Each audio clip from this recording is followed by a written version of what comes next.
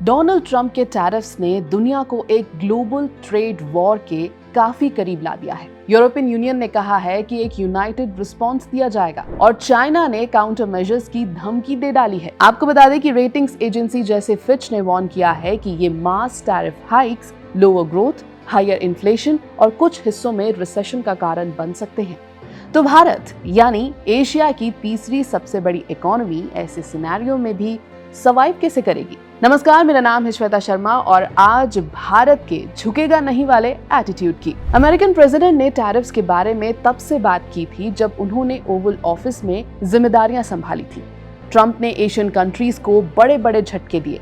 चीन पर 34% टैरिफ लगा दिए, तो वियतनाम पर 46% और कंबोडिया पर 49%। इन देशों से जब भारत को कंपेयर किया जाता है तो स्थिति थोड़ी बेहतर है। भारत पर 26% टैरिफ्स लगाए गए हैं। बाकी देश टैरिफ्स की तरफ कैसे रिस्पॉन्स करेंगे, इस पर भारत की स्थिति निर्भर करेगी। ट्रंप एडमिनिस्ट्रेशन ने सिर्फ इंडिया पर नहीं बल्कि यूएस के सारे ट्रेड पार्टनर्स पर टैरिफ्स लगा दिए हैं।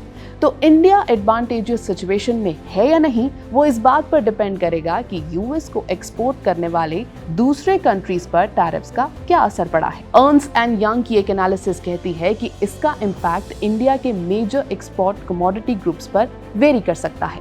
जैसे एनर्जी एक्सपोर्ट्स में कुछ चैलेंजेस आ सकते हैं, टेक्सटाइल एक्सपोर्ट्स में कुछ अपॉर्चुनिटीज हो सकती हैं और फार्मास्यूटिकल्स जैसे सेक्टर्स में स्टेटस को हो सकता है। टैरिफ्स के अलावा इंडिया के एक्सपोर्ट प्रोस्पेक्ट्स यूएस इकोनॉमी के स्टेट से भी अफेक्ट हो सकते हैं, स्पेशली जब ये टैरिफ्स लागू हो जाएंगे और रुपए की पोजीशन डॉलर के कंपैरिजन में क्या होगी, ये भी जरूरी फैक्टर होगा। ये सारे फैक्टर्स काफी फ्लूइड रहेंगे, लेकिन नए ट्रेड रियलिटीज भी भारत के लिए अपॉर्चुनिटीज लाएंगे।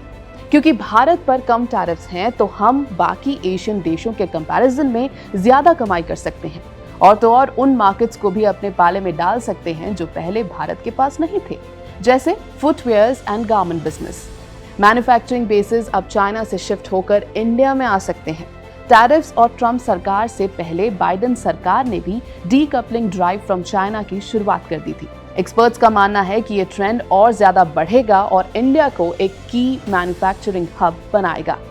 इंडिया के करंट एक्सपोर्ट्स हैं 750 से 800 बिलियन डॉलर्स, जबकि चीन के हैं 3.3 ट्रिलियन डॉलर्स। यानी इंडिया में ग्रोथ का काफी स्कोप है, यानी इंडिया का एक्सपोर्ट पोटेंशियल बढ़ेगा।